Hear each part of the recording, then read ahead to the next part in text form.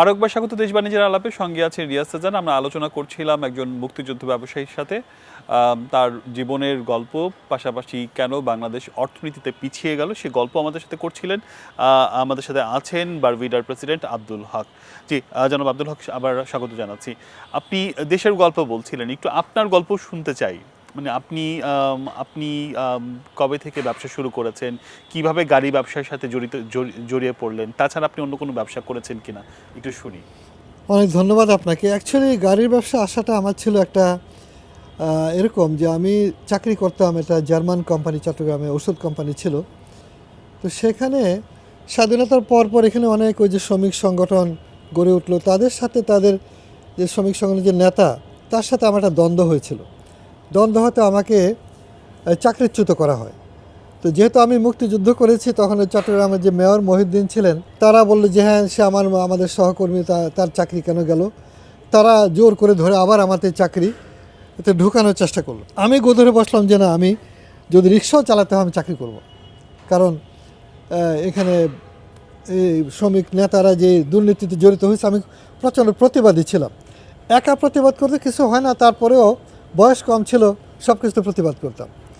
আমি চাকরিতে গেলাম না। ওরা বললো যে হ্যাঁ, এত ভালো চাকরি তুমি, আমরা করে দিচ্ছি, তোমাকে আর কেউ কিছু করতে পারবে না, আমরা তো ইয়েতে আছি, নেতৃত্বে আছি। কিন্তু আমি জয়েন করিনি। আমি না স্ট্রাগল করলাম, এবং আমি তখন ওই ছোট করে অল্প সামান্য পুঁজি দিয়ে 15-16 হাজার টাকার মতো পুঁজি দিয়ে একটা সাপ্লাই ব্যবসা শুরু করি। সাপ্লাই কোথায়? গান্ধারা ইন্ডাস্ট্রি ছিল তখন, যেটা প্রগতি ইন্ডাস্ট্রি স্বাধীনতার পরে নতুন করে সরকার অধিগ্রহণ করলো। সেখানে যারা ছিলেন ম্যানেজমেন্টে, তারা আমার খুব পরিচিত ছিল। তা বলছে ঠিক আছে, তুমি আমাদের এখানে কিছু সাপ্লাই টাপ্লাই করে শুরু করলাম।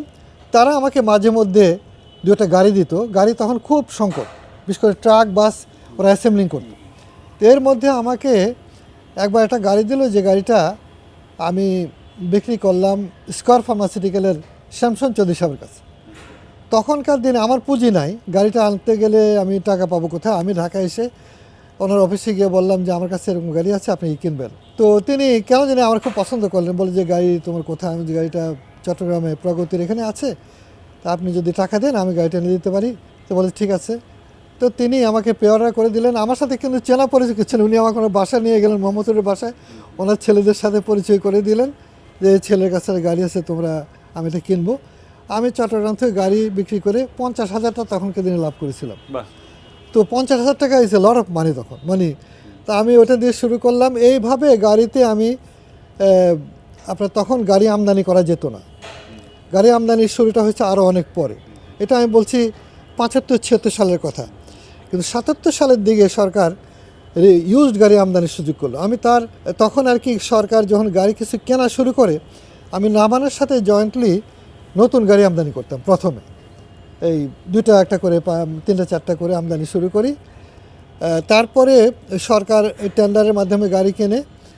এরপরে 80-র দশকে এসে যখন প্রাইভেট সেক্টর আসলো, ওই সরকার কিছু ব্যাংক ট্যাঙ্ক দিল, তখন প্রাইভেট সেক্টর, আর কিন্তু প্রাইভেট সেক্টর বলতে অলমোস্ট কিছু ছিল না, খুবই দারিদ্র অবস্থা। তো তখন আমরা জাপান থেকে ইউজড গাড়ি আনা শুরু করলাম, রিকন্ডিশন গাড়ি না, রিকন্ডিশন মানে ওখানে টায়ার টিয়ার চেঞ্জ করে সস্তা দামে $1,000, $1,200, $1,300 এরকম দামের গাড়ি আমরা আনা শুরু করলাম।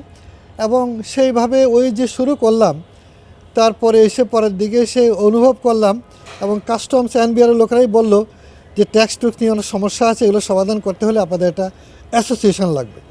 তো আমি সেটাও এসে 90-র দশকে এসে আমরা অ্যাসোসিয়েশন করলাম, কারণ অনেক সংকটে পতিত হচ্ছিলাম। বিভিন্ন সংকট, বন্দরের ভিতরে সমস্যা, অ্যাসেসমেন্টের সমস্যা, ঘুষ, তারপরে এগুলো করার জন্য অ্যাসোসিয়েশন করেছিলাম। তো অ্যাসোসিয়েশন করে একদম শূন্য থেকে এটা আজকে একটা বড় রকমের সেক্টর হিসেবে দাঁড়িয়েছে, এবং বাংলাদেশের মানুষের জীবন পরিবর্তনে, বিশেষ করে মধ্যবিত্তের জীবন পরিবর্তনে, প্রাইভেট সেক্টর এমনকি সরকারি কর্মকর্তাদের, তাদের জীবন এবং ব্যবসা বাণিজ্য, তারপরে ব্যক্তি মানুষের পরিবহনে আমরা আমি বলবো যে একটা ঐতিহাসিক অবদান রাখা গেছে।